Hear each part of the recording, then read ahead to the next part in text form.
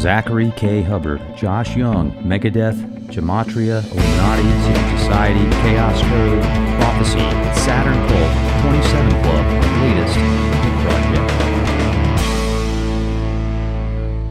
Ladies and gentlemen, do I have a treat for you? Tonight we have Jeff Young and Zachary Hubbard with us. Now, I've had multiple requests to get Zach on the show, and the way that this was all put together yesterday, in my opinion, it is definitely meant to be. We had Douglas on a few days ago. Douglas reached out to Jeff, and then Jeff reached out to me, and now this is all being put together for you, the listeners at Leak Project. You guys, it's a real honor to speak with you. How the heck are you?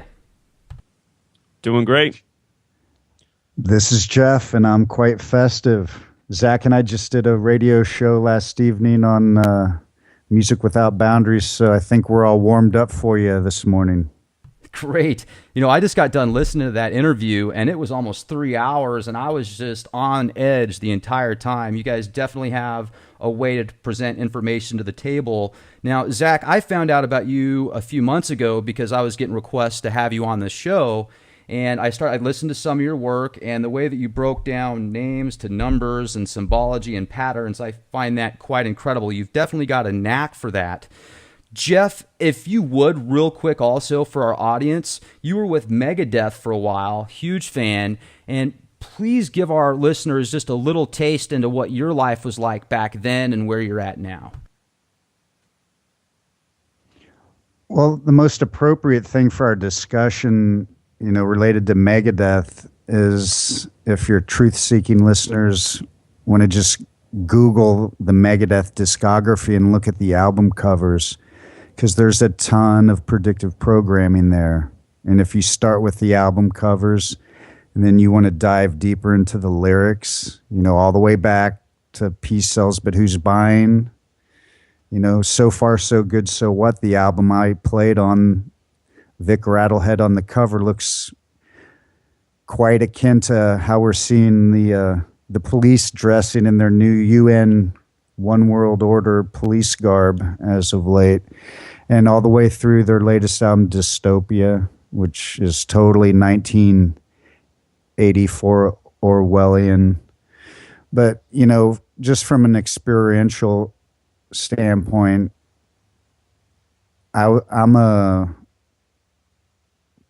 at the time I was pretty green. I grew up in Dayton, Ohio, inspired by all the musicians from that state and my city directly. The Ohio Players were from Dayton, Zap Band. Rick Derringer was close by. Chrissy Hine from Columbus or Cleveland, I believe. And I'd been locked in my room practicing, 4 to 14 hours a day, since I picked up the guitar, and I was a musician my whole life. So between doing a radio show as a kid in my bedroom and playing musician, I was pretty green. So to move out to Hollywood and attend Musicians Institute, and 4 years later, circumstances led me to that opportunity. So it was very much like the male version of Dorothy and Toto in The Wizard of Oz, except I was talking to my guitar. My guitar was Toto, so. That's incredible. And to where you are now, we were speaking yesterday. I said, I slept in. You said, hey, I usually get up early. I said, wow, I didn't know rock stars do that. You said, I'm the anti-rock star. And I thought about that, and I'm looking at what you're doing as far as looking for the truth, bringing people like Zach on your show, and really trying to expose agendas that you feel are important, and I can certainly see why. And so I think that kind of resonated with me when you said anti-rock star, because if you really think about that deeply, man, I'll tell you, the lifestyle of somebody in that industry, the rich and famous rock stars, I look at the 27 Club, people that had such a powerful impact on society, and at the age of 27, bang, they're toast. These weird deaths and circumstances, so I'm sure we'll get into that. But do you feel like when you saw those albums, were there handlers essentially? I mean, were there people behind the scenes like in suits that said, okay, you need to take that line out and add this line because it's going to meet our agenda? Or did it all just kind of happen because of maybe something behind the scenes, like a spiritual influence or a demonic, I guess you could say, or both, all of the above? You got to keep in mind that when I was in the band, this is like 88, 89, and a little beyond. And we were all a lot more naive. And you can obviously go back, you can go all the way back to, books like 1984 and Childhood's End, etc. And it's always been there, but within our band, there was no discussion of it. There was no awareness of it. If anyone was aware, it would have been the leader of that band, if you know what I'm saying. And at the time, he was so inebriated and intoxicated, I don't think he was aware. There was no handlers around at the time. But in hindsight, all your listeners have to do is go on YouTube and Google Dave Mustaine, Alex Jones. Those two are pretty tight mates this day and age, like vacationing buddies, close. So that's to be of concern, at least from where I sit. But those two alone in a room together, no good could come from that. I also find it interesting. I do remember also, it seemed like a couple years ago, didn't he go on Alex's show? And then I haven't really kept track of Alex Jones since then because I've been doing my own thing. I mean, once in a while his stuff will pop up. But, one of the things I've also noticed in the alternative news community is you have to really wonder what certain people's agendas are. And I do my best personally here at the Leak Project to be as neutral as possible. As a journalist, I just want to give the audience a chance to make the decisions for themselves. I mean, I've got things that I'm passionate about, and I speak about that at length sometimes. But really, it seems like you have to be so careful now who to trust. And when you see people out there that tend to push certain agendas a lot and don't come up with solutions, it can certainly make you question things. And Zach, when I was listening to the interview that you had last night with Jeff on his program, and you guys were getting into the false flags, the numbers, the dates, the names, I thought to myself, this is almost so finely orchestrated that could this be some type of system where they've got a computer program, a supercomputers, and it's connected to the media, and they know what it all means. So they put in these certain scenarios that they want to happen, and then all of a sudden, bang, there's this fake false flag at this specific date that equates to this certain equation that they're throwing in our face, etc. I think your theory or speculation is probably correct. The supercomputer and plotting things out that way. And I have a feeling that a lot of these things that are plotted out, they've been plotted out for many decades in advance, and we're living out an ongoing agenda each day. Do you think that maybe the computer has taken over? Like there's some type of AI system interface or whatever that's literally now controlling us, similar to the Matrix?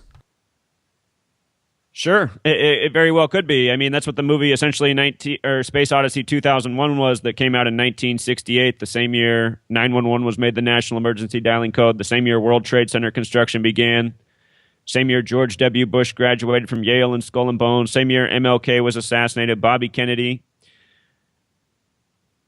Let's get into that. Do you think these numbers can be used for good and bad? Or when you look at specific events and particular numbers, do you look at just the negative, or, because it seems like we're in this dualistic universe, right? You've got the yin and the yang. And I wonder sometimes if these numbers and dates are being taken over by these, sociopaths or psychopaths for their agendas. But at the beginning of time, those numbers could have been used for good and bad. Yeah, absolutely. You said it well again. I mean, this world is all about duality. And I think with all of these numbers, there's a good and a bad side. In my research, I'm mostly exposing the wrongdoers, so I focus on the negative side, and I get a lot of questions like, oh my gosh, I decoded my own name and I have this number, and I say, well, look, that's not a bad thing, don't worry, I'm just showing how these people are using these numbers routinely in their negative propaganda. But just because your name sums to that, or you have that birth numerology, it's not a negative quality towards yourself. Right, that's a good way to put it. Absolutely, I could appreciate that. And how did you get into this, man? Because you've definitely got a knack for it, Zach. I mean, you break these things down like a computer, literally like a supercomputer. Well, these people are so repetitive, so that's why I can do it so efficiently now. Like 15 minutes before I jumped on the radio, I turned on CNN and I saw that there was another bombing in Germany, so I decoded it on my blog in about 3 minutes flat, and I made a video in another 10 minutes, and I popped on for the radio show just in time. So, I've become really efficient at this because I've been doing it for 3 years, but how I discovered it was essentially just looking for the truth for more than a decade, and, I was 18 years old when September 11th happened, and I saw it as bogus propaganda, a lie from the moment it was presented.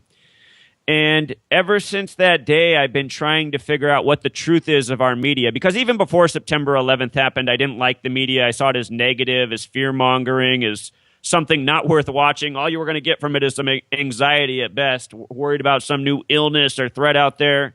So anyway, I've always watched the news with a skeptical eye, trying to see what they're really up to, how they're really contriving their news stories. And over the years of just paying attention to the news, I noticed how often numbers such as 33 and 47 were shown in stories. A shooter's age is 47, or this person was killed and they were 47, or this shooter was 33 years old. Just from looking at the news and the reporting, I noticed this pattern for years, and I thought, what is it with these numbers? What are these numbers all about? And, just doing other research, reading books, gathering knowledge. From the time of September 11th on, I turned into truly a book nerd, a researcher, trying to figure out more and more truth about this world and who's running things and what's really going on here. And so I learned about Freemasonry along the way, and I learned about things such as Euclid's 47th problem, which is important to the Freemasons for how to build a structure and establish a foundation. So I started saying, okay, there's things to the number 47. Well, it was around the time of the Sandy Hook shooting that they kept putting up that picture of Adam Lanza with that anorexic face and that crazy shaggy haircut, and they kept reporting that he was 112 pounds, and I kept thinking, why does it matter that he was 112 pounds? And that sounds awfully bizarre. What man is 112 pounds? I mean, that is a really frail man, and they're saying he was toting around all these weapons with his 112-pound body? Oh, well, yeah, he was so blasted out of his mind that he was not only able to take out all those people in the theater by himself, smash down a door from the outside by himself, but also heavily booby-trap his apartment, all while he was just completely blasted out of his mind. Well, sure. I think you might have confused James Egan Holmes there, which is another one. Adam Lance is the Sandy Hook shooter. James Egan Holmes is the Aurora shooter. Thank you for correcting me on that. Exactly. It's the same thing, And so it's hard to keep track. There's so many by now. Right. We've been bombarded with so many of these stories and crazy-looking shooters. And anyhow, I was just trying to do all this research to figure out, okay, if they're making up these stories and they're giving us phony pictures and they're giving us bogus names, is there some ritual to this? Is there something about names I don't know? Is there something about names and numbers? So just in doing these searches, trying to find answers, just one day the word Gematria popped up, and I said, what's that? I never heard of that word. So I read a little bit about Gematria, and I said, this is pretty interesting. And when I applied it to the Sandy Hook news story, I saw right away that Sandy Hook equaled 112, like the supposed weight of this shooter.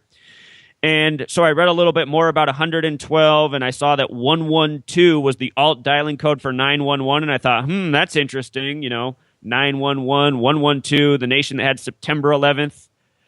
The majority of the countries in this world use 112 for their emergency dialing code. This past year in Turkey on January 12th, they had the big bombing there, and you saw on TV all the vehicles driving around with the 112 on the side of them. Anyway, so this is how I stumbled onto Gematria, just research and looking for answers and maybe even a little bit of dumb luck that the word came across. And once I found it and began to apply it, the rest is history, because I realized in record time that this was no coincidence and this really is what was being done to us with all of our propaganda news stories. Absolutely, and I'm glad you brought up the correction there on James Holmes. Thank you. It's funny because I remember that event too, where there was a music video by Lil Wayne that came out prior to or previous to that, where he portrayed, it was either 12 or 13 skeletons in a movie theater, and he was jumping around in there. And at 3 minutes and 42 seconds of the video, if you listen to that, he says, "Going deaf," and it almost sounds like he says "gun death," in my opinion. So Right. I was wondering, man, is there some type of pre-programming there? Because the amount of skeletons in that theater correlates to the amount of people that were supposedly killed in the theater, correct? Right. Absolutely.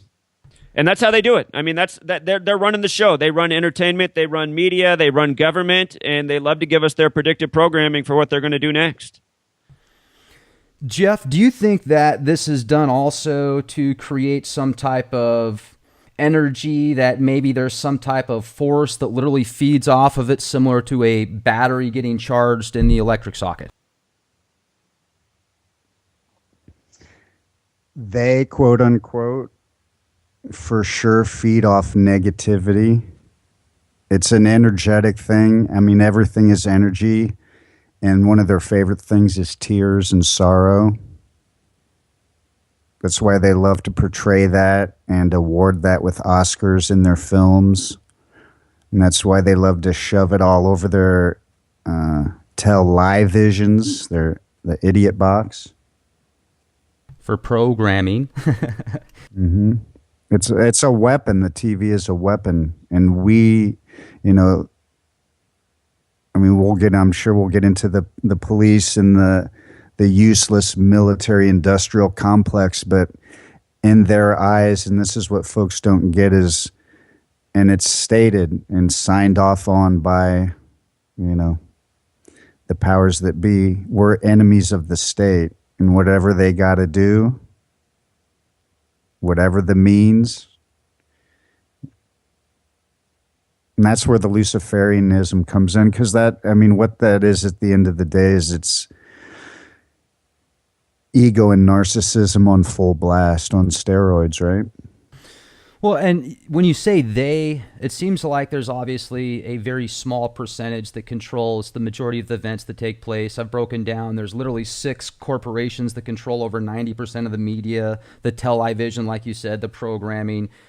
But I wonder if it goes even deeper than the people on this planet. I mean, is there something controlling them? I've researched into the archons and different types of technologies that can be used to affect certain people, and obviously the possessions, and you can bring religion into it or not. It really doesn't matter. There's all different types there. But do you guys think that there could be maybe something even beyond the people controlling the scenes right now? And if so, when you say they, who is they? Are you referring to the people or the machine behind them controlling them?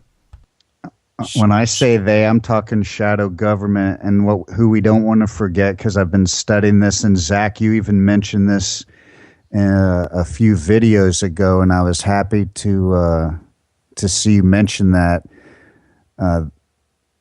Obviously Freemasons and Zionists, but behind them, and people don't talk enough about the Jesuit and what the role of, and you just brought up religion, and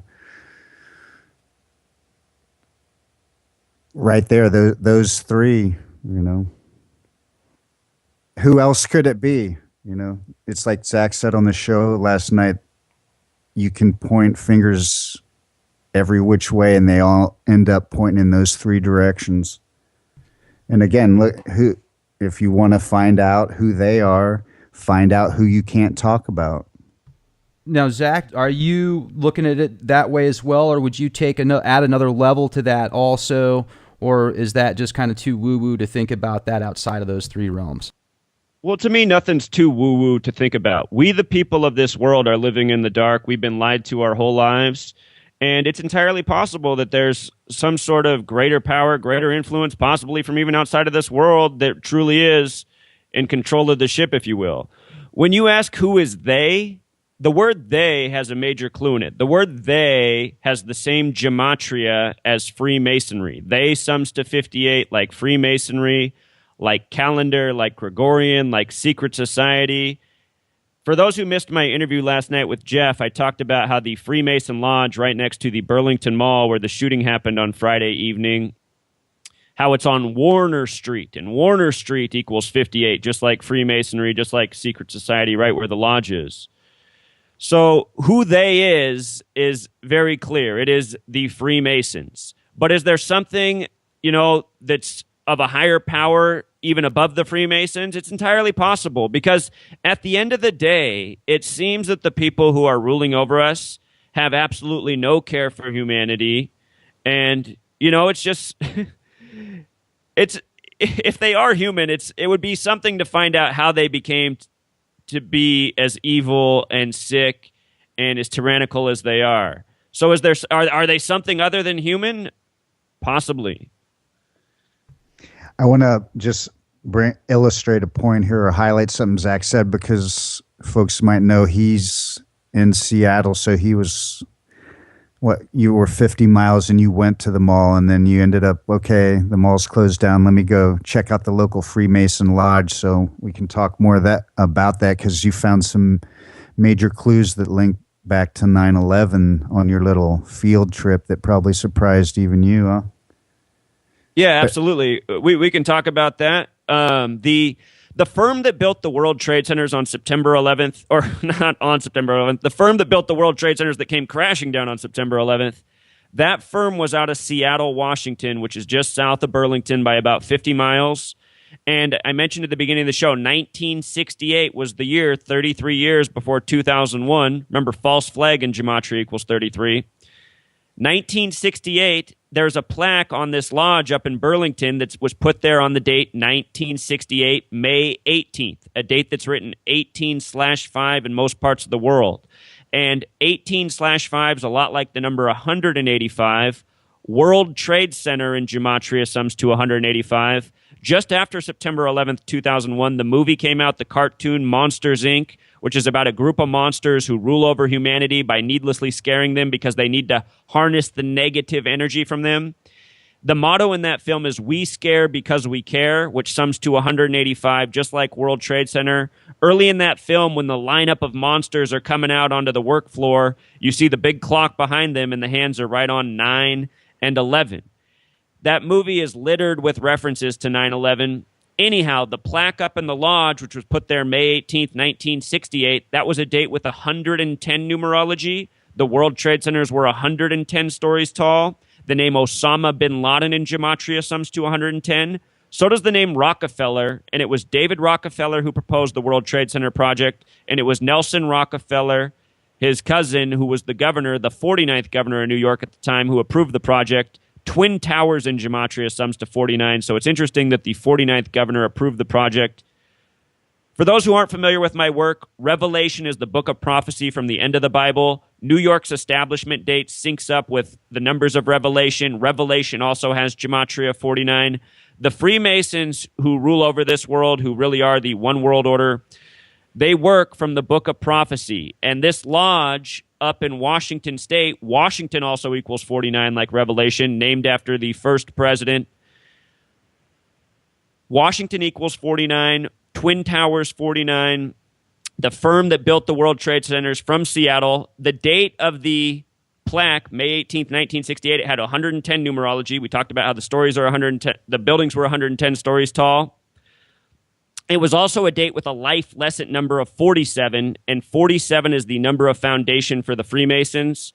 Euclid's 47th problem, again, about how to establish foundation. The word foundation equals 47. The word framework equals 47. The word authority equals 47. The name Osama bin Laden with the reduced method also sums to 47. Seattle is on the 47th parallel, where the construction firm was from that built the World Trade Centers.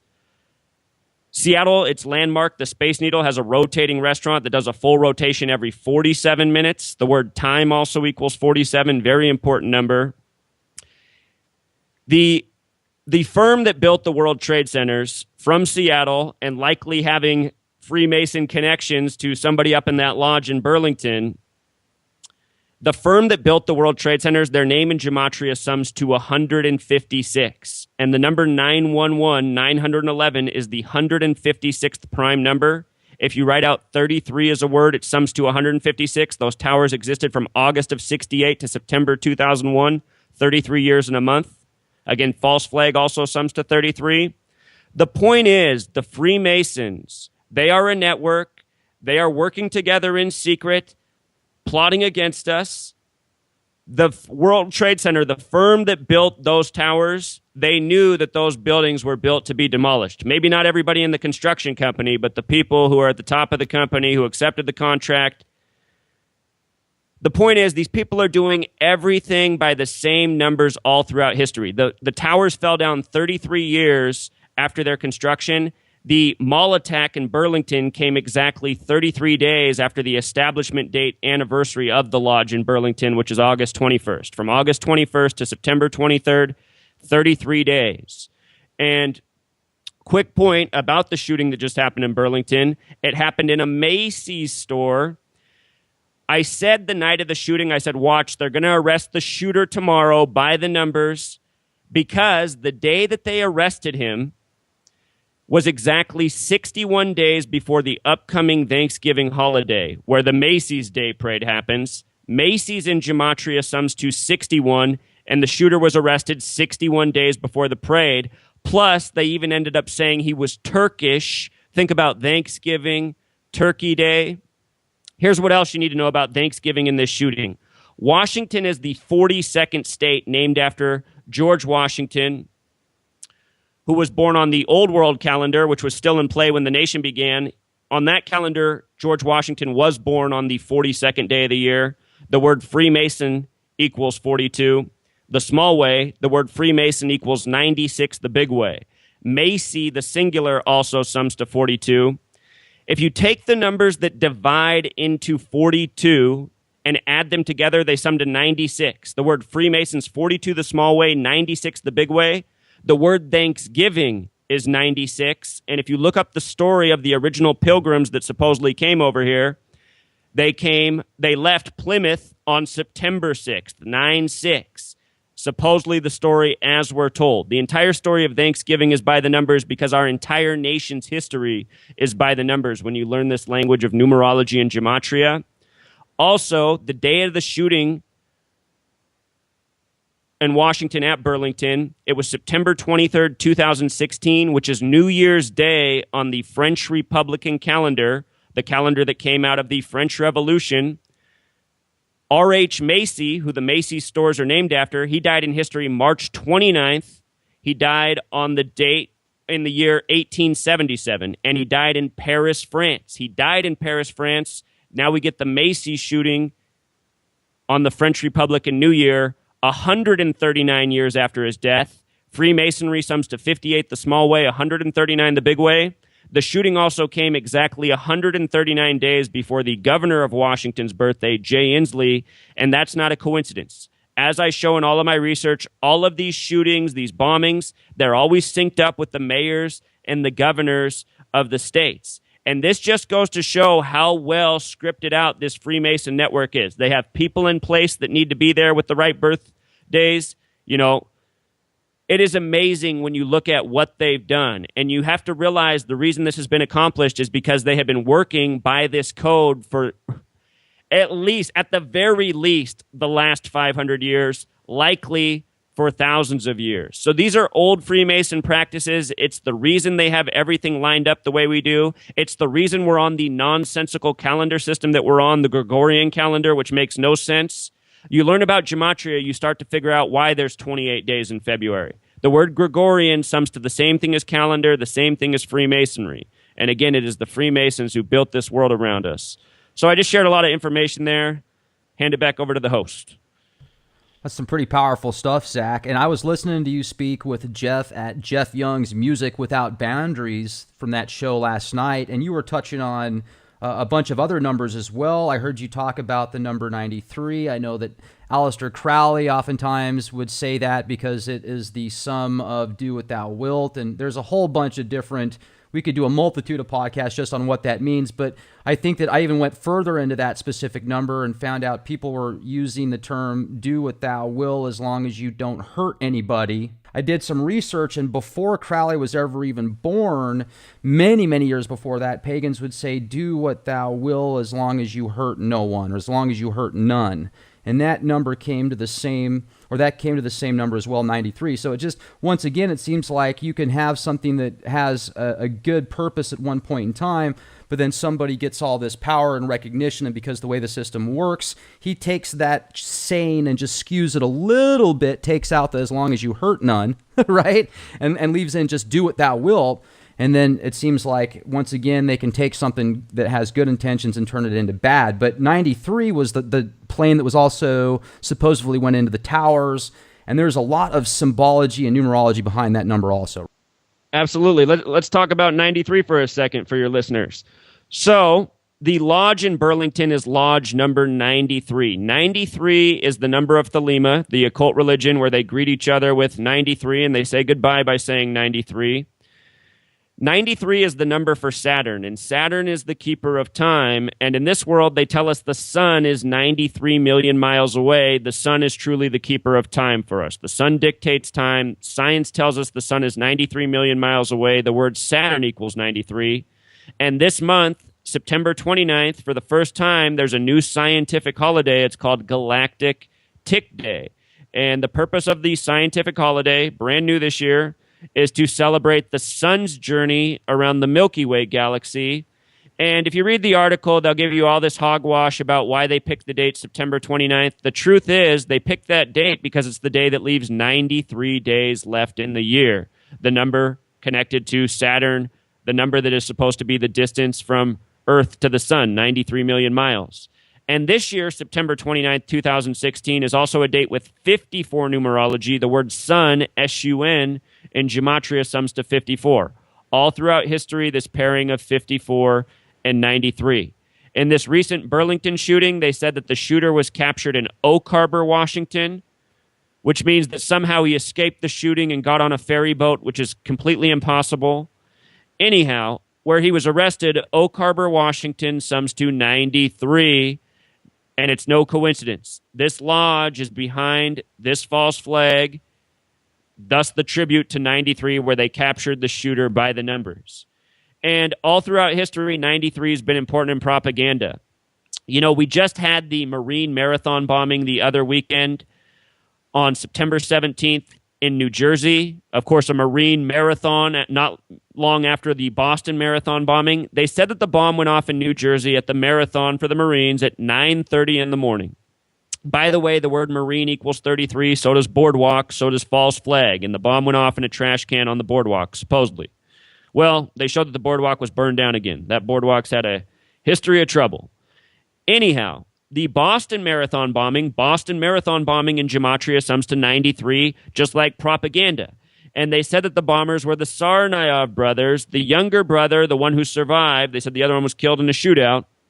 The younger brother, his birthday was July 22nd, 1993. Of course, in the year 93. And if you had 7 plus 2 plus 2 plus 1 plus 9 plus 9 plus 3 for his birthday, July 22nd, 1993, it sums to 33. The number of the false flag. Massachusetts is one of only 3 states in the United States with a gematria of 33. The states that sum to 33 are the first and last, Delaware and Hawaii, and the 6th, Massachusetts. And the reason they chose number 6 is because the numerology of 33 is 3 plus 3 equals 6. So anyhow, Boston Marathon bombing, total hoax, propaganda by the numbers that nobody should have been fooled by. From the anniversary date of the Boston Marathon bombing to the date of the bombing in New Jersey is also 156 days. And we just talked about how that number has to do with false flag. False flag equals 156. 33, when written out as a word, sums to 156. False flag also equals 33. Also, April 15th, the date of the Boston Marathon bombing, that's the 105th day of the year. And September 17th is the day that leaves 105 days left in the year. And what 105 is it's the number for Zionism and Masonry. April 15th is typically tax day for us, too, the day we get bent over by the Federal Reserve. Here we are in a nation where we're not supposed to pay taxes on our income, but what do we all do as a nation? We all pay taxes on our income, and we don't do a thing about it. And, you know, that's just one of many examples of the kind of true tyranny we put up with. That is supposed to be one of our rights, to not have to pay taxes on our income, but we all just bend over and do it and don't fight back. And that's what needs to change in our society. People need to wake up to what we are living under, what we're truly paying our taxes to, what's being done to us. I mean, people need to think about how much they're working a year. Most people are giving away a third of their work to this tyrant government. You know, no time for family and friends because they're having to work every day. And where's most of their money going to? These banker criminals that rule over us with lies and tyranny. And our taxes are going straight to their pockets, straight to fund these false flags and hoaxes that deceive us and put us in unnecessary fear. So, you know, for anyone listening to me and going, well, what's the point? My point is look, I'm showing you how your news is scripted. People need to spread this knowledge so we can put an end to this madness. Boom. Well said. And I did not mean to interrupt you, Jeff, a minute ago. Please let us know what you were going to bring up. You got to think about this kind of the statement you threw out there when you were relating it back to the pagan and do what thou will as long as you don't hurt. That's just a rationalization, because the statement in and of itself, do what thou will, even without the other part that seems to lighten it up a little bit and makes it seem more palatable, is still a narcissistic statement. That's not what we're here for. We're here to be of service to other people, right? And, you know, that's what the intent, at least last time I checked, of why we're here, and to transcend the ego.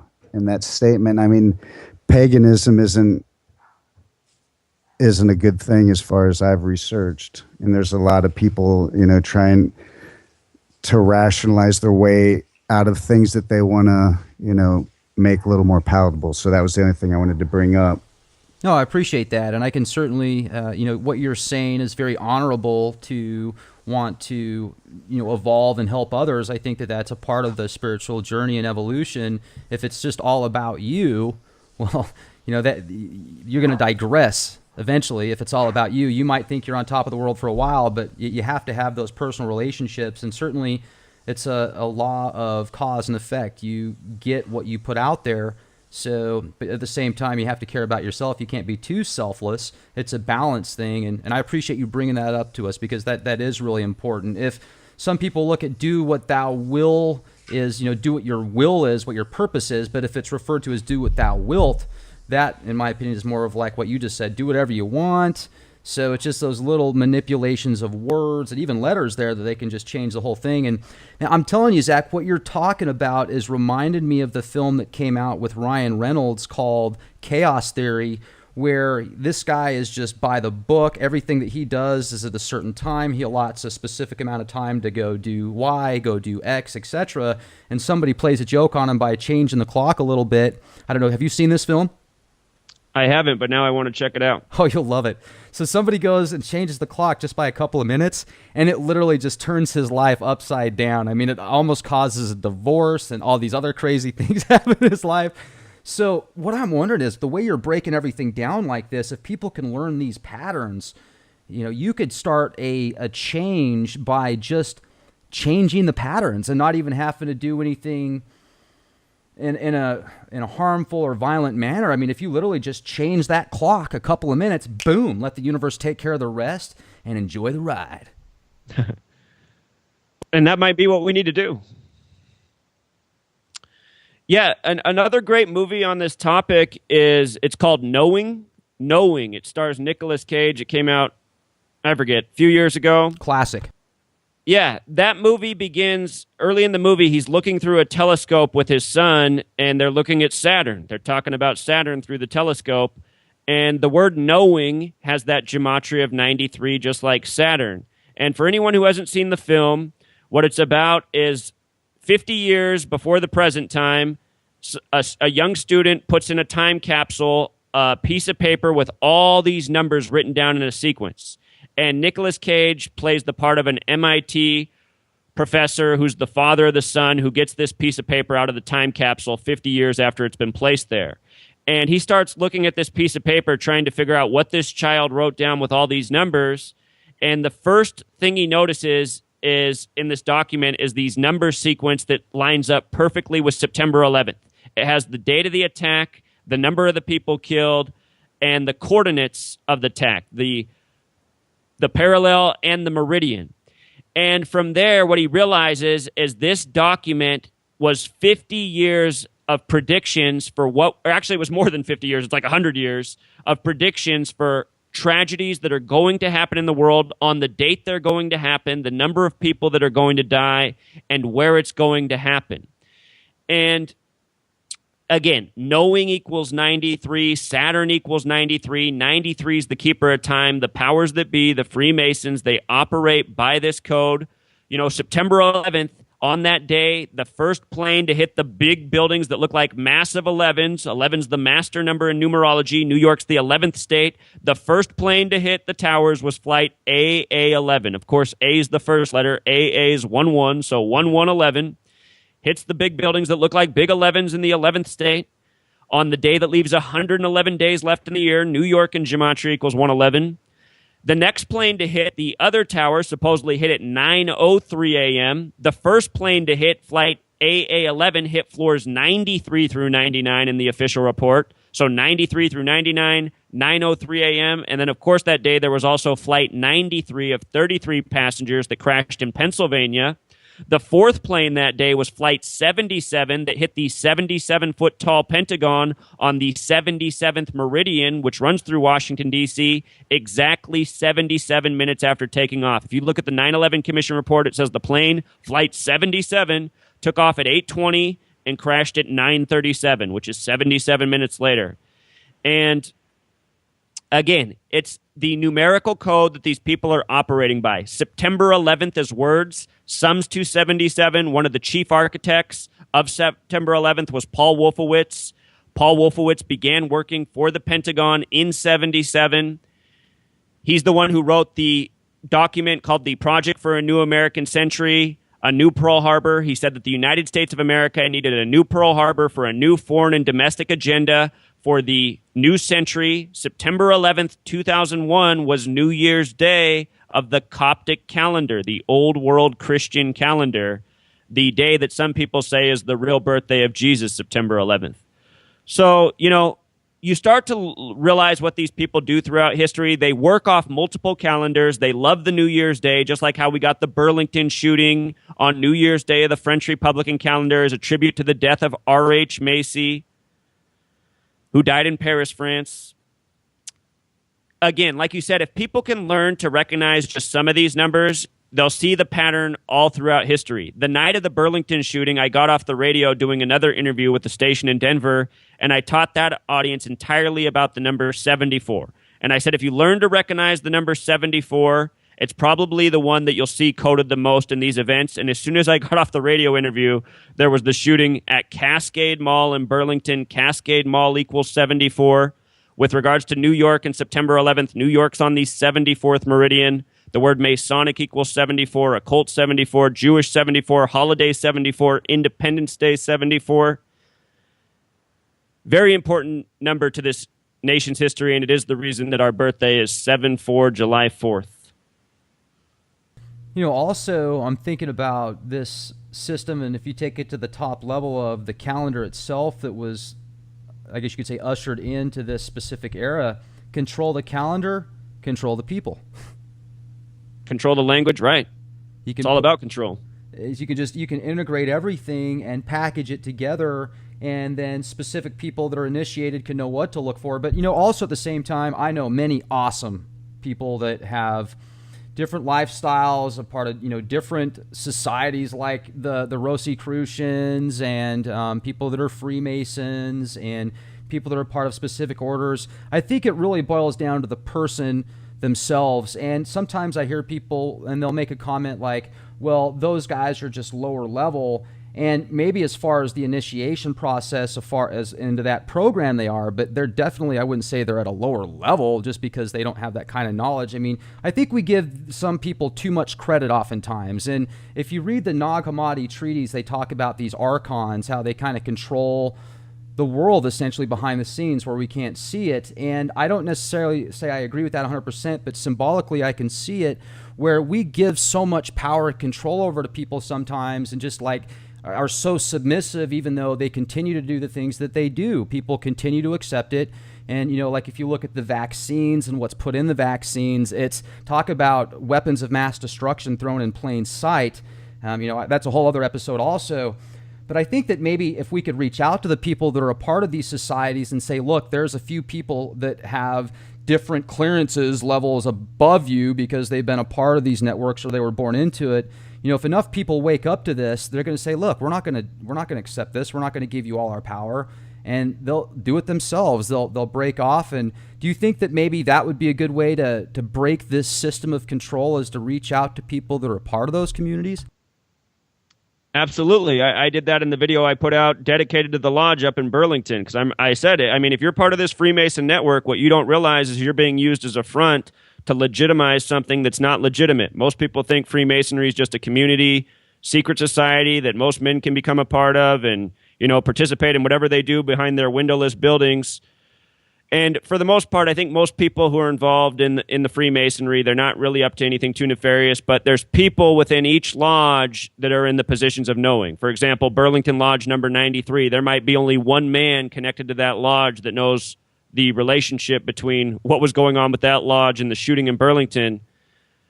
But it's the other men in the lodge who don't know that legitimize the whole Freemasonry thing. So yeah, I think we absolutely have to reach out to other levels and just spread awareness, even people who are a part of what is the problem. Yeah, I appreciate that. Absolutely. And you brought up earlier also, Jeff, Childhood's End. And did you see that TV series on Sci-Fi Channel? Indeed. Wasn't that spooky? That talk about the Luciferian agenda where they push it right in your face. I mean, just that whole thing. What was your thoughts about that film? Or not that film, about that series? Well, that was the film Kubrick wanted to make. You know, he couldn't make it because the technology wasn't available. I thought they did an amazing job with it. And to be honest, I bawled for about a half hour after watching the entire thing at the end. It was very depressing. Yeah, well, sitting with all the truth, and there's so much predictive programming and all of this stuff that we're even talking about is so far from what I want to be thinking about, and the frequency that, you know, as a musician, what I'm all about. So to have to navigate through this whole thing, and it's a mind trip. You know, and Jeff, you've got a great radio program, Jeff Young's Music Without Boundaries. I know you do this at least once a week that I'm aware of. How often does this program go down? We've been bouncing around, but it's once a week. As you know, you brought up Douglas earlier. He has his show on Tuesdays and Saturdays. I believe I'm going to be on his show this evening, as a matter of fact. So plug for that. And Zachary has a new show, The Gematria Effect, which we can talk about on Wednesdays. So I think I found a cool home on Monday evenings. Right on. You know, and also, Zach, you have just an awesome YouTube channel. You've got over 30,000 subscribers. You're growing fast. A lot of people know about you. You've reached out to well over 6 million viewers in a pretty short amount of time. And there's a lot of stuff going on right now with politics, and some people speculate that both people up there are, you know, they're basically actors, and I'm one of those people that speculate both people that are running for office are just like two actors and actresses running for this play. And have you been able to decipher who's going to win based on your gematria equations that you've put together? I'm pretty sure it's been all in the bag for Hillary since the beginning, and I think last night was a shining example. The first debate was at Hofstra, and Hofstra has the exact same gematria as Clinton. Perfect match, small way and the big way. Hofstra, the small way is 33, just like Clinton. The big way, 87, just like Clinton. The coordinates of Hofstra is the 40th parallel and the 73rd meridian. Hillary alone equals 40. So does email, which is why we've been getting all this propaganda about Hillary's email, which is it really is just a total non-issue. The whole Benghazi thing that happened on September 11th is all stage propaganda. You know, Hillary, Donald Trump, they are all puppet stooges for the gang that rule over us. And these elections, they're all about divide and conquer, getting people to, you know, put their energy and faith in political parties that don't represent them at all. It's just a big show. It's a big distraction. But I'm pretty sure Hillary will be our next president. And I think part of the riddle is, in Israel in the past, there were 44 kings. The next president will be the 45th. And I'm pretty sure it will be our first female president. after, you could say, the first 44 kings. So, I'm pretty sure we'll see Hillary rolling around. Her birthday to inauguration day is 87 days, just like the name Clinton, too, the way it falls this year. I expect Hillary to be the next president. And real quick, if you don't mind, I want to say something about Childhood's End, the show you brought up. Please. Yeah, Childhood's End in Gematria sums to 66. Revelation is the 66th book of the Bible, the book of prophecy, the book about the destruction of the earth. Interestingly enough, the word prophecy and the word destroy both sum to 106 in Gematria. The Burlington Freemason Lodge was at the address 106 Warner Street. Anyhow, Childhood's End equals 66. And right in the beginning of that film, when you're in I forget what it is, the Wainwright Global Media, the big news media company that they made up for that show, they show on the paper, they show that their owner had just died in 2005. It says Hugo Wainwright, 1939 to 2005. They put it right on the screen in front of you, dead at 66. Drops dead at 66, it says. And again, Childhood's End equals 66. This man, Hugo Wainwright, dead at age 66, born in 1939. Revelation is based on the 39 books of the Old Testament. Also in that TV series that they made, the Globe is the news source that's used throughout it. The Globe equals 74, the number that they love so much, and they call the people who are running the show the overlords. Overlords equals 47, again, that number of Freemason Foundation. The show is littered with numbers. The last surviving man, the young black man, his name is Milo Rodricks, a name in Gematria that also sums to 74. They code all of our stuff that is presented to us through the TV with the same numbers again and again. And again, if you apply this Gematria knowledge, you're going to see how just repetitive they are with these numbers and all that's presented to us. And if you even go back and check out the original cover of the book, what with all the popularity of the one eye symbology and everyone doing that signing lately, you can go back and look at the original cover of the book and you'll see it. Right. It's just there.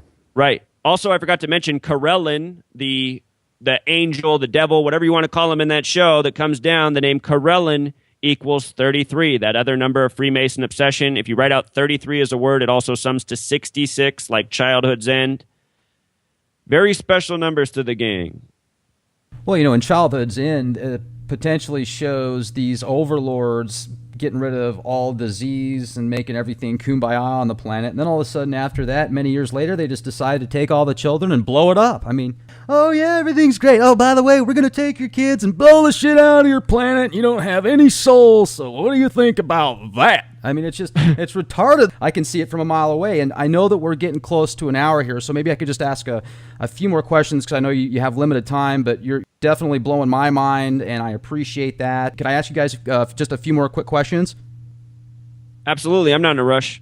Awesome. And Josh, you okay? I mean, Jeff? Indeed.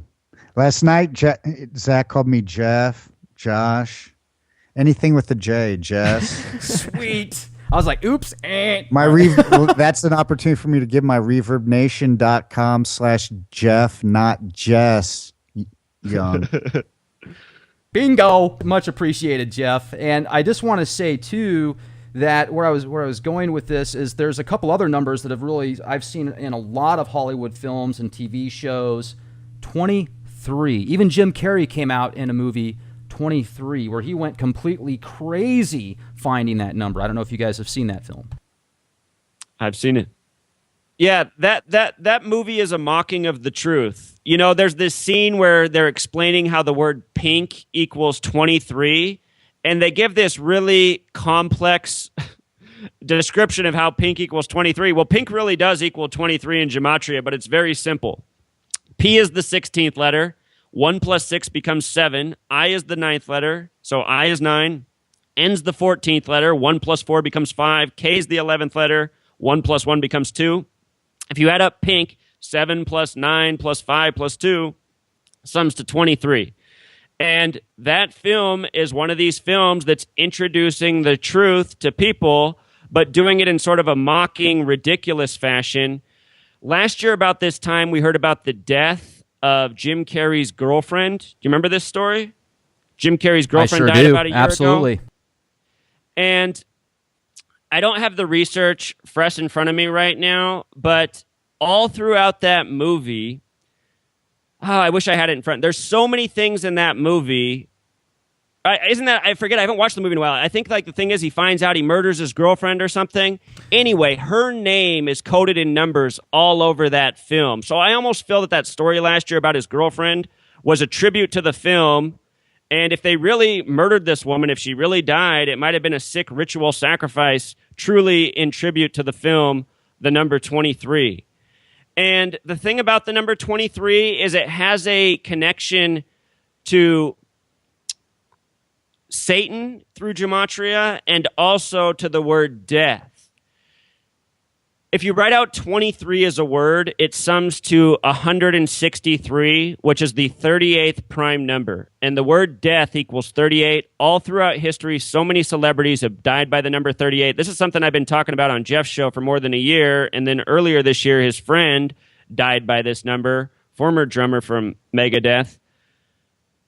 So 23, it has a connection to death in numbers, and it also has a connection to Satan. And, you know, the people who rule over us, I'm not in the occult, I'm not part of the satanic religion, but from what I understand about Satanism is it has to do with self-worship, which has that parallel with Thelema, do what thou wilt, essentially do what you're feeling, do what you want.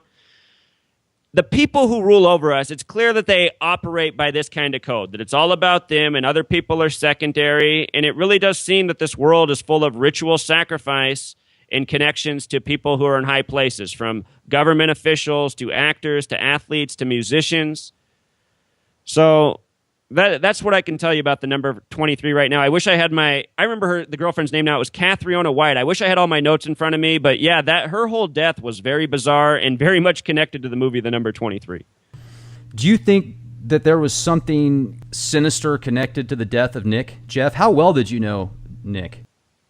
Well, let's lay it out this way. I'm just gonna neutrally and objectively and factually describe the circumstances, and then Zach can springboard off that and throw the gematria at y'all, and you can sit back and take it for what it is. How's that? Perfect. So for folks who don't know Nick Menza, he's the son of horn player Don Menza, infamous for his brilliant arrangements, and he was the sidekick for Buddy Rich, the great drummer who influenced every drummer that came after him, one of the greatest drummers to ever live. So Nick grew up, backstage and even setting up Buddy Rich's drums. He's been on my show. He told the story how he smoked a joint backstage at the Hollywood Bowl with Buddy Rich, and his father actually played the infamous Pink Panther horn that everyone knows. You go listen to that. That's Nick's father. So quite an interesting young man. He was my roommate at the time when I was in Megadeth on the So Far, So Good, So What tour. He worked his way into the band as drum tech. And because I couldn't really get along with the three cats in the band because of their on-the-road habits, I ended up rooming with that drum tech, so Nick became my roommate and dear friend. We've stayed friends all these years. He was in our Truth group, Truth Sells But Who's Buying on Facebook. I still see his thumbnail there every time I look through our esteemed group of truthers. So he's been on my radio show. Folks can go back and listen. He had a great sense of humor. He was more than the drummer from Megadeth. He was an amazing artist. He had 2 sons. And he went through a lot of stuff, as most folks do, since he left Megadeth, and he was just on his way back. He had his biography was about to come out. He had art exhibition coming, a tour in Europe with his new band, which is Ohm. Let me give you just a little background on Ohm. This is a jazz fusion trio headed by Chris Poland, who is the original guitar player from Megadeth. I replaced Chris Poland in Megadeth. Okay.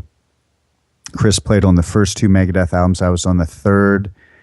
Nick came in on the album after me, Rest in Peace, and forward he was in about for 6 albums. So it's just an odd coincidence that Nick, all these years later, began playing with the original guitar player from Megadeth. Now you have bookend members. You have a drummer that was in one era of Megadeth and the lead guitar player that was one of the original pioneers of that sound. Now really check this unfortunate out. about what Now happened. check this out. Nick was replacing the original drummer. It gets a little complicated, but it comes together real quick. Nick replaced the original drummer, David Eagle, from Ohm. So this was a new project for Nick, and it was kind of a sad project because David Eagle had passed away a year earlier. Put a pin in that for a minute. Okay. Just a few months ago, the band was playing some warm-up shows for their tour that they were about to depart for Europe. There's a club in Studio City, right across from Universal, right down the street from 666 Disney, right up the street from Capitol Records, which was our label.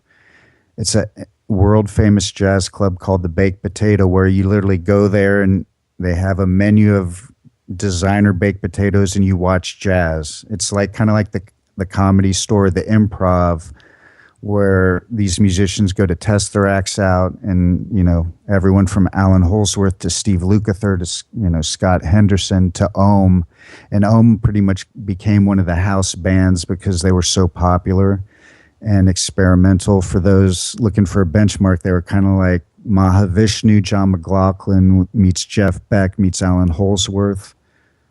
That's kind of the vibe. So here Nick is in this band replacing a drummer, okay, who passed away a year, and that's hard to do. We've heard stories of other bands. Now what happened was they were playing this show at the Baked Potato, and a few songs into the set, something happened to Nick, and he collapsed on his drum kit, and he was rushed to the hospital and pronounced DOA. And yeah, that's sad and it's tragic, and it hit all of us real hard. And I haven't been able to go back and listen to that full episode of Music Without Boundaries since. But the part that's going to really blow everyone's mind is when I tell you that just about a year prior, the original drummer from Ohm, David Eagle, also had a heart attack on stage at the same exact venue, the Baked Potato in Studio City, California. He didn't die DOA, but he did die 3 months later. So that hit me pretty hard. I took to Google and I Googled how many musicians have died on stage in history, and nothing like this has happened before, since, or has happened before, and I doubt anything will happen akin to this anytime in the future. So, that puts a perspective on it. And then, from there, we can talk about Prince and when Vanity passed. And I'm a huge Prince fan, and I just asked Zach as a personal and private favor that I thought was just going to be an email between he and I to do the Gematria on Vanity. And he ended up posting the Prince a warning to Prince in the video he did about Vanity on his YouTube channel. And he told Prince he better watch his ass. And that was back in February. And we talked about it on my show during that month. And, all these months later, here we sit. So there's just two stories. Like, Prince was really well known. This story about Nick is going to go under the radar because the puzzle pieces about David Eagle and Ohm isn't a well-known band, and how the whole story that I just laid out happened, it's just going to skate right by most people, as most truth does. And this is just a perfect illustration of how that happens, because the pieces are so far removed, and without understanding all the dynamics of the puzzle, there's really no way to put it together. But we just did right now, and I'm sure Zach can add the gematria to the scenario that happened with Nick for some further color commentary. And if I could just throw in real quick, I remember the day that I found out about Prince, immediately my gut feeling was it was not a natural death and something happened. And the more research I did into it that day, I said, yeah, man, this is really looking like there's possible foul play. I did a podcast on it the next day on Leak Project, and then I started doing some other research, and it was just insane. So, yeah, what do you have on that, Zach? For Prince or Nick Menza? Both, please. Well, again, the 38's this number for death. The baked potato in Gematria sums to 38. Like Jeff explained, the drummers for both bands, almost a year apart to the day, collapsed on stage. Nick Menza died. The other man survived for a little while, then passed. And the word drummer also sums to 38. I forget what band it was earlier this year. There were a lot of former musicians, retired musicians who passed early in the year, still practicing musicians. I think it was the Mamas and the Papas as well, where two members of that band died on the same day, and one of them was the drummer. But anyhow, drummer in Gematria has this fateful number, 38, the number connected to death, connected to celebrity deaths all throughout history. And Nick Menza and the former drummer for this band, Ohm, seem to have been rituals by the numbers, unfortunately. As for Prince, his death didn't surprise me at all because, like Jeff said, in February, I said, Prince better watch out. Vanity, Prince's former girlfriend from the Purple Rain days, died on February 15th of this year, just before the 58th Grammys, 58, that Freemasonry number. We were just talking about Childhood's End. That was written by Arthur C. Clarke. Mm-hmm. Arthur C. Clarke equals 58, the way he spells his name. Anyhow, Vanity died before the 58th Grammys on February 15th, which is the 46th day of the year. Vanity in Gematria sums to 46, so does Sacrifice. And February 15th is the third day of Lupercalia, which begins February 13th, the 44th day of the year. The word kill equals 44, so does Lupercalia. You might recall that Antonin Scalia, Lupercalia, those words have very similar endings in spelling. Antonin Scalia died on February 13th on a ranch. Ranch equals 44, just like how February 13th is the 44th day of the year, just like how Lupercalia equals 44, just like how the word kill equals 44. So Vanity died just before the 58th Grammys on the 46th day of the year, connecting to Sacrifice. When I decoded Vanity's birth name, her birth name summed to 57, like her age of death. And what I noticed is there were major parallels in her name Gematria to Prince's, and Prince had numbers connecting to death just like Vanity. And I said, wow, these people are almost like a perfect match in numbers. And what I said specifically in that video is I said Prince also has this number 67 connected to him. I said blood sacrifice equals 67. With all these numbers coded on Prince, he better watch his ass. And lo and behold, he died 67 days after Vanity. You know, the exact numbers I had talked about in the video. And the only reason I know to look for these patterns is because so many people have died by these same numbers. Also, the name Prince alone equals 38. Chanhassen equals 38. That's where his home was in Minnesota. Minnesota happens to equal 38. In the days after his death, they said a doctor had visited him from Oregon. Oregon happens to sum to 38. Whole lot of 38 coded into the reporting of Prince's death. What else is interesting is in history, he had the song, I Would Die For You. And the way he spelled that title was, instead of writing the word for, he just put the number 4, so 4. And instead of writing the word you, he just put the letter U. You know, what I think about is when they made that title, I don't think that was as popular in the English language. That kind of language has become more popular in the texting age and the instant messaging age. This came out in the 80s before all that. I would die for you that way. For you was the 21st letter, so 421. I would die 421. He died on April 21st, 421. He told you right in that song. Isn't that crazy? You go back and you look at when that song was released. It was released on a date with 38 numerology, the death number. You know, what I was talking about when he died is I began doing research, looking at his recent interviews, and the one that stood out to me right away was the one he'd done with Tavis Smiley about 5 years earlier. And Tavis Smiley asked him why he didn't support Barack Obama. And he said, the reason I don't support Obama is because I don't involve myself with politics or things of this world. All we can go by is prophecy. And when I heard him say that, I said, you got to be kidding me. Because what I figured out from doing this research, and I had just started writing my book or rewriting my book at the time. I was a week into it when he died. And the whole book is showing how the Freemasons have been working by the prophecy code all this time.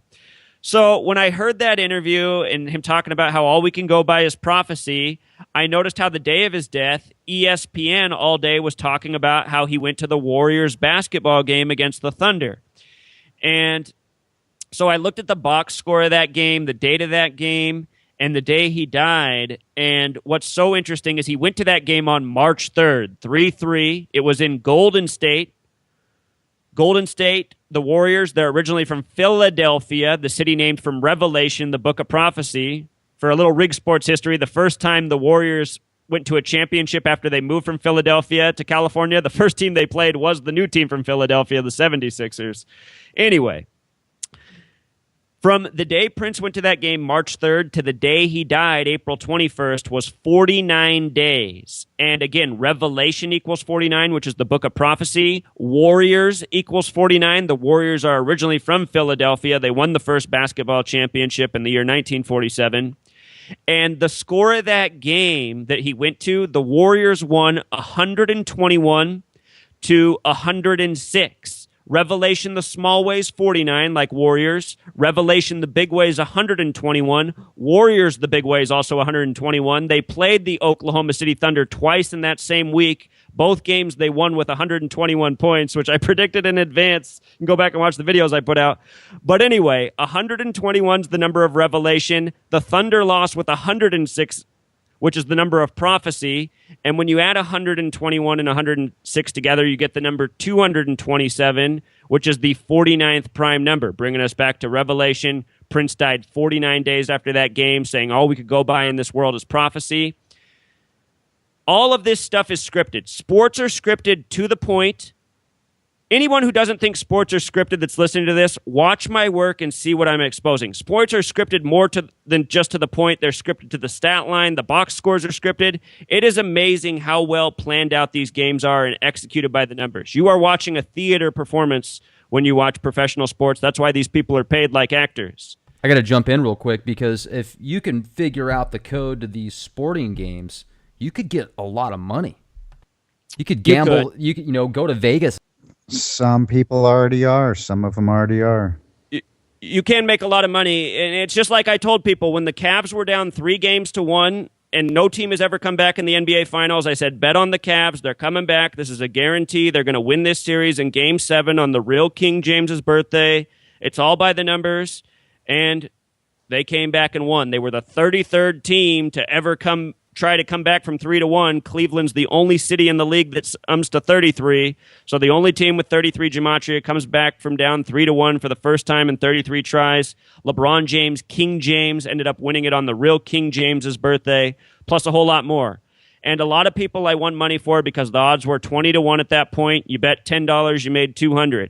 And the other thing I made a lot of money for people was the Super Bowl, because I told people months in advance what the Super Bowl would be. I said the Broncos would win, and I even said who the MVP of that game would be, which turned out to be true. I said it would be Von Miller, number 58.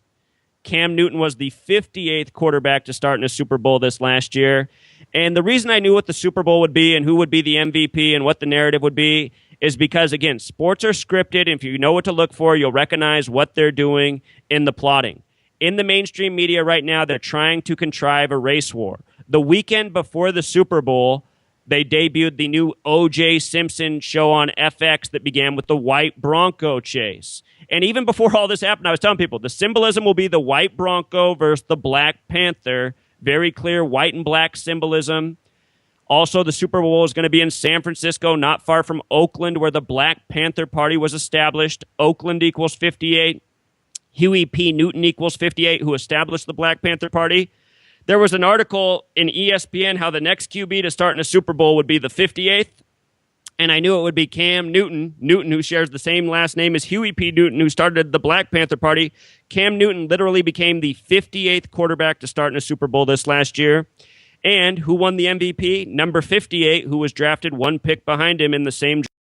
Everything that's going on right now in this nation in the media, from sports to news programming, is divide and conquer, race, religion, sexuality, political party, you name it. It's like we're in this program almost, the way you put everything together. Literally, if you look at some different models of physics, the holographic universe theory, I start to wonder, even if it isn't that level, because the way that DNA breaks down and the way our minds work, etc., these specific patterns, it seems to me if you can put people on these certain patterns and keep certain ones in play, it's just going to be a lot easier to control individuals. And what you're talking about reminds me of a conversation I had with brain expert Neil Slade a couple days ago on the Leak Project, where he talks about how the brain is essentially three different parts. You've got the reptilian brain, you've got the mammalian, and then the super mammalian. And the media is so good at getting us to go into the reptilian mind, which is fight or flight. That's all some people think about. What do I do? Where do I go? And they don't think creative, and they're always in this fear-based mindset. And you brought up a good point, Jeff, about the vibrational levels and the frequencies. You don't like to talk about this kind of stuff because of the frequency that it is. This is a very dark frequency, a very low frequency, all of this evil that surrounds us. And it's nice to have folks like yourself, Jeff, Zach, you guys are bringing light to the darkness, and there needs to be more of that. Douglas is a fine example. He certainly is at a different level as far as exposing certain agendas and very passionate about what he believes in. And it seems like things happen for a reason, and I'm certainly glad that we were able to get together today as well. I mean, Jeff, what do you think is going to be the next level? Do you feel that we're going to continue to slowly be in this kind of slow boil pot frog, put the frog in the pot, slowly cook it, doesn't realize he's being cooked? Or are you seeing something really big that's going to happen here soon? I'm wondering your opinion on that as well, Zach. I want to touch on a couple things you said, because you mentioned again the frequency and the vibration, because coming from music, that's everything for me. Right. And, we're talking about Gematria on one side, and I haven't talked a lot about this because it's more applicable to my guitar students, but I'm sitting here with this page staring at me because I got a Skype lesson later today with a student over in Japan. And what I'm teaching, the way I teach my students how to play is sacred geometry. Everything is sacred geometry. Everything is from gematria or numbers. And this is so interesting. I'd love to sometime teach everyone how music really works. Just to break it down really quickly, every chord I can teach any student in one lesson using sacred geometry, which this has to be the musical equivalent of what Zach is doing, all right? I can teach them in one lesson how to play every pop chord comes from one 3-note triad. Every major and minor, and it's literally just moving fingers, and I will blow your mind on just that. Then every jazz chord, all the, sharp 9, 13, all the trippy chords that you will hear in more sophisticated forms of music come from one 4-note diminished cluster. Okay? Again, the Freemasons made up the musical scale. Do you see how this all connects? It's a holistic, the whole music industry is a psyop. You got to get on this cat, Mark Devlin, and his book, Musical Truth, that I had on my show, because he's another one, in our tribe of music without boundaries, truth tellers, seekers. So everything is connected somehow. And as I listen to Zach, and even Zach and I haven't talked a lot about the sacred geometry and how I teach my students, but the more I learn about what Zach is doing with numbers and the way I see how it relates to the sacred geometry and how I teach music to my students. I mean, imagine if you can come in and learn how to make every chord in one lesson, that saves you 30 years. So you see the power of what these people have at their disposal, these secrets, and no teacher ever told me this. I was lucky from one teacher, okay, that gave me this secret, because this guy had a stroke and he had to learn how to play guitar all over again. He was in his 60s, and this epiphany came to him, and he figured out sacred geometry, much probably how Zach stumbled upon Gematria, okay? I'm still putting together this puzzle of how it's all connected. We all are.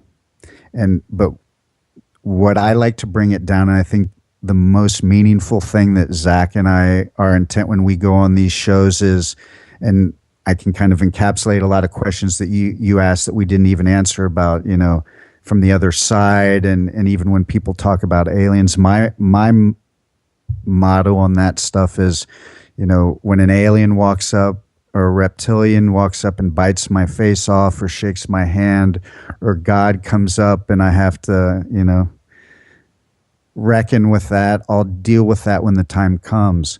But just with the intel we've shared in this very show, and there's a lot here, we dropped a lot of truth, and I know it's a lot to swallow, but just what we've shared with you right in the space of this, dealing with the here and now and in this moment, what are the practical things we can do? And for me, it seems so easy, but I don't know why it would be so hard for all the men that hear this to just wake up and boycott fake sports.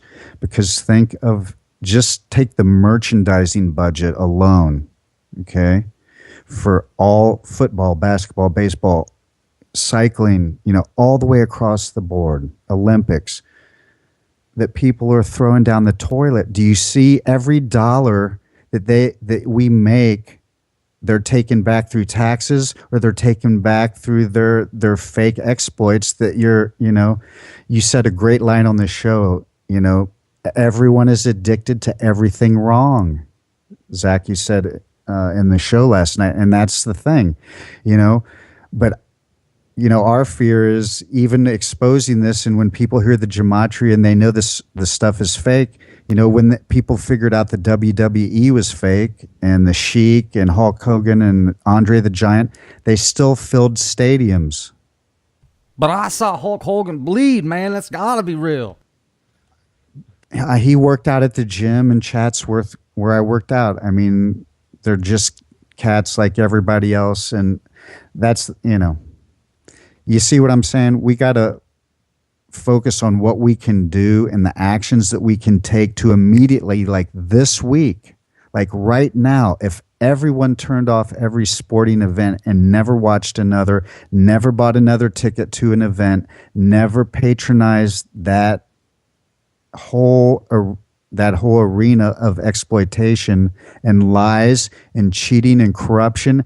And, we have friends that are naming our children after Kobe Bryant. I mean, it's just sports has fucked men up and the male entity up, on such a deep level. And why it's so hard for them to just let go of that, I don't get it. And then take that across to the entertainment industry. If you're going to watch movies for the predictive programming and the messaging that they're sending us, and so we can use, because they're giving us the roadmaps. What Zach is showing you, it's when we get off the Skype line, there's nothing more we can, we could draw you a map, put on a puppet show, but the puppet show was already on last night on the debates, So it's all right here. We can take just this much intel. Even the thing with where people don't understand what's going down in Hollywood and why, let's just count this year: Glenn Frey, David Bowie, Prince, Vanity, Natalie Cole, keep going. And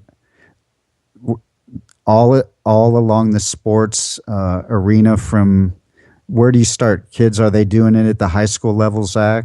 The sacrificing before the kids go up to the college level. It's through the whole there's sports. instances where we've seen the players sign with the big schools, and then a parent drops dead, a grandfather drops dead the same day. Yeah, that's when it starts.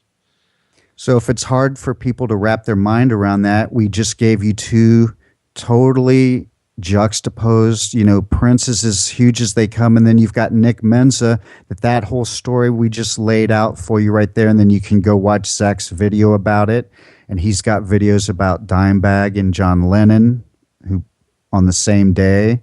You did a video on Natalie Cole for me as well, Zach. I mean, you have videos on almost every celebrity sacrifice, sports sacrifice, and I know it's hard to understand, but if you understand how the Zionist religion works, and the one number that we should definitely get in and talk about is, the Baba Kamal 113, because that's what it all boils down to, is we're living in a fake construct that's been built around us. It's lies. 113 is the number of deception, green screen. You can take it from there, Zach. Just start riffing on 113, because, we're living in a lie. And it seems people are content with that. Yeah, so what Jeff's saying, the word mainstream equals 113, the word dishonest equals 113, the word perjury is 113, green screen 113, Bava Kama 113a, and the Talmud says it's okay for somebody who's Jewish to lie to somebody who is not. And the people who are ruling over us, they truly are playing God with lies and deception. And I don't think it's a coincidence that in our English language, the word God is a three-letter word like the word lie, and they both sum to 26, this very special number. Today we're reading about a bombing in Germany by the numbers that happened on the 26th, just before the 26-year anniversary of the reunification of East and West Germany. That's the way the story is being emphasized. So, if you learn this language of Gematria and you decode the headlines, you'll see how often mainstream outlets from CNN to NBC to CBS to Fox News, all of them, BBC, all of them, they'll all code 113 in their headlines as they roll out the propaganda. And they do this multiple times a day, every single day. And you see that this numbers into words is a very real ritual for these people. And they don't play around with it. They do it. They practice it like it's their religion. If anyone has the time to go to my YouTube video and see the decoding I just did on the plaques outside the Burlington Lodge, I show how every single name on every single plaque corresponds perfectly in Gematria with that lodge. And that's not a coincidence. These people name themselves accordingly, rename themselves. I have a feeling a lot of these Freemasons, when they become part of the network, even change their birthdays so they line up by the numbers. And when Zach says down to the detail, we're talking down to the length of a video on CNN that's going to be 1 minute and 13 seconds. Think about it this way. And we've talked about a couple great Gematria movies, but one of the most endearing movie characters in history is Dustin Hoffman's character in Rain Man. This is what they're like, but take away the cuteness. Everything that he did was about the numbers. He had to do this at a certain time. The obsession. This is what we're talking about. And they're putting it right there in that movie. And look how charming they made it. It's just so cute how they do their Gematria on us. Right. There was one thing I wanted to bring up from the beginning of the show. You brought up the 27 Club and dead musicians at a young age. Do we have time for a little note on that? Oh, yeah. And real quick, just wanted to say also, before I forget, the movie Knowing that you brought up earlier, there's two huge events that were portrayed in the movie Knowing, and it was the Fukushima disaster as well as the Gulf oil spill. I just wanted to Which was on March 11th, or 113, 11/3. See? Hello. That's a great movie, Knowing. Everyone should watch that. And Pi is another great Gematria movie, Great. Absolutely. I'll definitely check out Pi. I haven't seen that one. Yeah, tell us, Zach.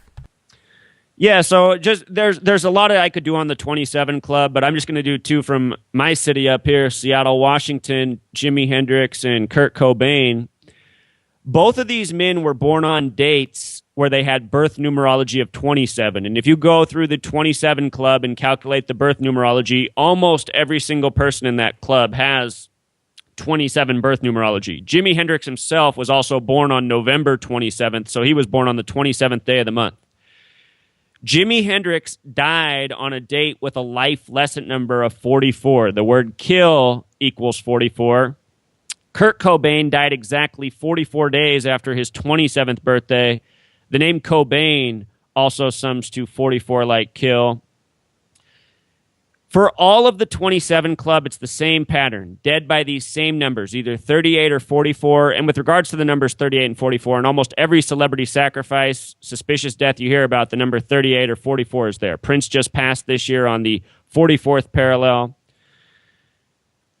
With regards to Seattle being a rock city, in the early 90s, it was pretty much the center of the rock universe. Seattle, again, is on the 47th parallel. The word rock equals 47. The word radio equals 47. The word pop equals 47. The words, the names that we know in this world, the dates, when you take the numbers behind the words, the numerology of the dates, you see how often it comes back to this certain group of numbers that are connected to tragedy and death and killing. And for anyone out there who's going to apply this to their name and go, oh my God, my name sums to 44 or 38, like I said in the beginning of the show, there's good and bad with all of these numbers. So the numbers aren't just about death and killing, but they're used often in these rituals because they serve that purpose. So just for anyone out there who's listening who applies this, don't worry if your name sums to 44 or 38. There's positives too, but all throughout history, people have been sacrificed by these same numbers again and again. I could go into greater details about the deaths of Jimi Hendrix and Kurt Cobain, but I want people to just take away that set right there, that they both died by the number 44, that so many people have died by. Martin Luther King Jr. and Malcolm X, both dead by the number 44. Both of their names summed to 93, both dead at age 39. You look at the history of every president to die in office connected to the number 44. The first president to die in office died 1 month into his term. William Henry Harrison, dead on April 4th. The first presidential assassination, Abraham equals 44, so does the nickname Honest Abe. And so many more. JFK, the last president to be assassinated, was killed in the middle of Dealey Plaza on 11/22, 11 plus 22, 33, named after a 33rd degree Freemason. JFK was the 35th president. The word Catholic equals 35. He's the only Catholic president. He was also the 44th term president, and for the 44-year anniversary of his assassination when Barack Obama was running for president, ABC released a new story. They said it had never before been released, how JFK narrowly avoided being assassinated in Chicago just 2 weeks before he was killed. And I thought that was real suspicious when that headline came out about JFK 44 years later in the time of the race for the 44th president, where Obama was from Illinois. So, there's a reason that Obama's the 44th president, and I think it is a major tribute to the deaths of Malcolm X and Martin Luther King Jr., who both died by the number 44. The Civil Rights Act happened in 64. Civil rights in Gematria sums to 64. Obama was elected the 44th president 44 years after the Civil Rights Act in 2008. Anyway, just sharing some more knowledge. Wow. I'll tell you, Zach, I certainly appreciate you coming on here. Jeff, it's just been a pleasure to speak with you as well. I know that we've gone past the hour, and I mean, I'd pick your guys' brain for 24 hours if I could. Maybe we'll have a chance to speak with you again sometime. But before we close out tonight, I definitely want to recommend that our audience check out Jeff Young. I mean, this guy has just an awesome channel. Now it's on several platforms, right, Jeff? How do they get access to your radio programs? Because you talk to a lot of wonderful people. It's super easy. Spreaker, Spreaker, is a wonderful broadcast network. We also have Tommy Chong and Susan Stop the Insanity Powders also on our network. A bunch of great shows of every different ilk on any topic that you can name. You can find the radio show. The easiest way to listen is just jeffyoungjams.com. Takes you straight to my Spreaker, 5 years worth of episodes, and I started Speaking Truth to Power September 10th last year, so we're 1 year of that. Every year I just watched September 11th pass, and And I'd like to direct people to my Patreon wall because I just premiered a video. It's a song that I wrote 3 years before 9/11 with a Brazilian singer-songwriter that I was working with. And I don't like to talk about premonitions, but it basically describes the entire day in colorful detail, in horrifying detail. So every year I wanted to make a slideshow. I've had this song on my album, and I've known that I wanted to put it out there. So this year I put a slideshow that people might be interested to check out. That's at patreon.com/Jeff Young. And the easiest way to find me and all the stuff that I do with my music is just jeffyounggtr.com. And that'll take you to the radio show, to my YouTube channels, to the Facebooks, to the whole social media horizon. And Zach's on our show. He's a regular. He's been on about 1 million times, and we hope to have him back 1 million times. He's a regular correspondent and Gematria expert. And again, we didn't get to talk enough about his trip, because he lives in Washington, to the mall and what he learned there. But I definitely recommend checking out his Free to Find Truth blog and his YouTube channel. The latest videos he did up there when he went to the Freemason Lodge are definitely riveting and revelatory. And so thanks everyone for listening to the interview. My show's on Monday nights, by the way, my radio show Monday nights at 7/11. And speaking of the Gematria, here's an example. When I first met Zach, when I originally picked that time, my band was called Souls on 11, my project in Los Angeles. Everything was 11. It was a humorous nod to Spinal Tap and Nigel Tufnell and his Marshall amps go to 11, but my amps go to 11. And then, of course, the 7-11, it's easy sometimes for people to remember stuff like that. So we just started using 7-11 as a number. Now, when Zach started coming on the show, all his listeners and followers started commenting, why is his show starting at 7-11? What's that all about? And I asked Jack, should I change the time of my show? And we agreed that, again, you can use these numbers. If they can use them against us, we can use them against them.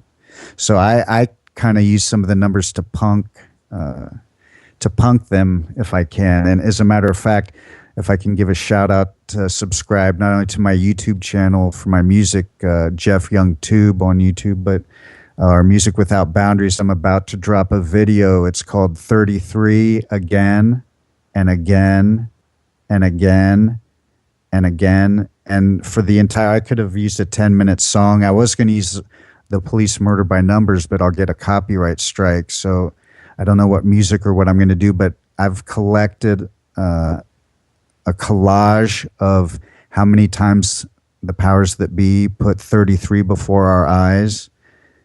And it's going to blow your mind to just sit back. Maybe I should do it in silence, so you just sit there, dumbfounded in silence and see. But that'll be coming to my YouTube channel here in the next couple weeks as well.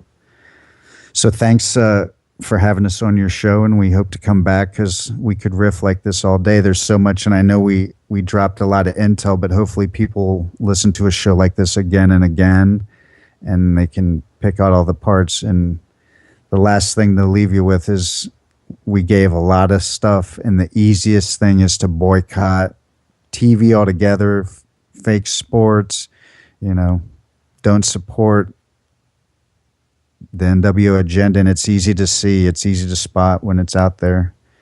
Fake news, and if you see fake news happen in your town like Zach, if you see it happening, go there. If you're near, because they're bussing these people in, the Black Lives Matter people, they're, the people in Charlotte, we didn't go into that too deep. They bus those people in to Charlotte. And I just played there on my last tour, and that's a beautiful town. Oh, yeah, it's gorgeous out there. But all the banks are there, so they had to get busy down there, stir up a little shit. It's really amazing the way that they can orchestrate these things. And you're right, people do need to go on scene and get footage themselves. If I was close to one of those areas, I'd definitely be doing that. But we'll be spreading our wings here pretty soon. So, Jeff, you are awesome. I certainly can't wait to talk to you again. And Zach, you are absolutely incredible as well. And I do want to give another shout out to your YouTube channel. Now, if somebody just types in Zachary K. Hubbard in a search engine, it'll show up. But it doesn't look like you have a specific URL to go with your YouTube channel. Just type in Zachary Hubbard. Would that be the best way to do it? Yeah, Zachary K. Hubbard will pull up my YouTube channel. And if you want my blog, search Free to Find Truth. The address is freetofindtruth.blogspot.com, but Free to Find Truth should pull it up. And on Wednesday nights, I have the radio program as well on Truth Frequency Radio, the Gematria Effect, which starts at 6 p.m. Pacific Standard Time, 9 p.m. Eastern, and goes for 3 hours. That's a caller show, so if you want to call in and ask me questions, that's the place to do it. And I moved my show from Wednesdays to Mondays just so I could listen to Zach, and that's how we truthers work together. Thanks, Jeff. It's so important to work together and not infight amongst each other. It's amazing if you have a YouTube channel and you get a few thousand subscribers, you're really doing your best to wake people up because of people's differing opinions. You read through the comments section, and half the people that are supposedly trying to make a difference are just fighting them. But at the same time, there's a lot of productive stuff there as well. And folks, go to leakproject.com, become a contributing member. Also, our YouTube channel, youtube.com/clandestine Time Lord. We just broke 50,000 subscribers. So thanks for everybody that's been a part of that.